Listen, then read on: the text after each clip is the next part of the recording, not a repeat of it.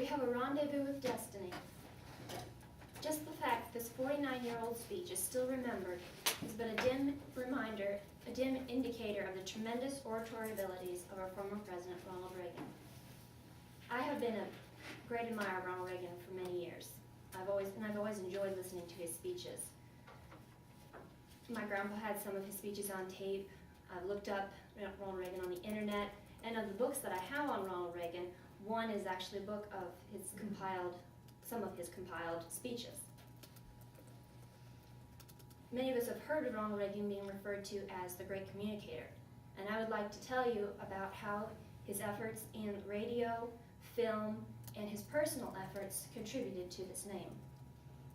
Because Ronald Reagan got the title as a great communicator through some natural ability, but more importantly, through a great deal of hard work, which is a great example for us. Although he had done some speaking prior to this, it was actually in the field of radio that he began in earnest his profession of speaking to the public. His first job was as a sports announcer. When he was 21, he got a job at the University of Iowa in announcing their college football games. And shortly after that, he got a job at station WOC, according to Encyclopedia Britannica, announcing as a sportscaster, and he got the job by reciting entirely from memory an exciting play-by-play description of a Eureka College football game, Eureka College being where he went to school. And later on, he got a job at station WHO in Des Moines, Iowa, announcing Chicago Cubs baseball games. I think one of the benefits of being in a radio sports announcer is because he had to mentally be quick, be able to very quickly describe what was going on clearly so that the people listening could understand and mentally see the scene. It was while he was announcing Chicago Cubs games that he had the opportunity of going with the team to California. And while there, he decided to take a screen test, and that led to his first movie role. So I think the second point that contributed to his communication skills was his 28-year career in the movies and television. Although the movies that he was in were mostly B films, second grade ones, it was a good experience because as an actor, you have to memorize lines, you have to speak dynamically, and be able to emphasize with your body language what you're saying.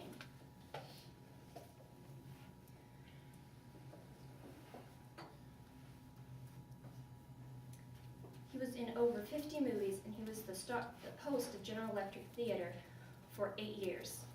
It was in the latter part of his Hollywood career that he began to be even more interested in politics than he had been before, and that led him away from the entertainment field and into the political arena. So I think that even though radio has helped him in his communicating, the biggest thing was his personal efforts. In college, he was very active politically. In fact, his first real speech was a strike proposal to the student body protesting faculty cutbacks. He was, as I mentioned before, the host of General Electric Theater.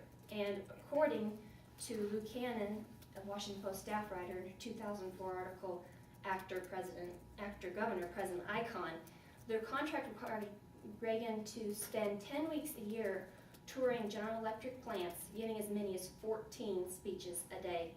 I don't know about you, but I'm glad Mr. Stone doesn't make us do that. And later on, after he was governor, before he's president, he was involved in a series of radio broadcasts, and he did many of his own speeches, wrote many of his own speeches for those broadcasts. You know from this class, your words you write yourself, you're more familiar with. When he, excuse me, he was constantly writing. According to his wife, he was, in the 2001 book, Reagan in His Own Hand, Nancy said, is quoted saying, "I could see him sitting in his desk writing, which he seemed to be doing all the time." And later, as president, of course, he couldn't write all of his own speeches, but he didn't stop trying to improve them. According to Jim Kuhn, his executive assistant, in his 2004 book, Ronald Reagan in private said of Reagan, he was a voracious reader. He was always clipping out anecdotes, stories, and statistics to later cite in his speeches. So in conclusion, I think that although movies and radio helped him a great deal, it was his personal efforts that contributed the most to his skills. I think Ronald Reagan is a good example of someone who worked hard and achieved a great name for himself. I think he truly knew firsthand what he was saying when in his 1985 State of the Union address, he said, "There are no constraints on the human mind, no walls around the human spirit, and no barriers to our progress except those we ourselves erect."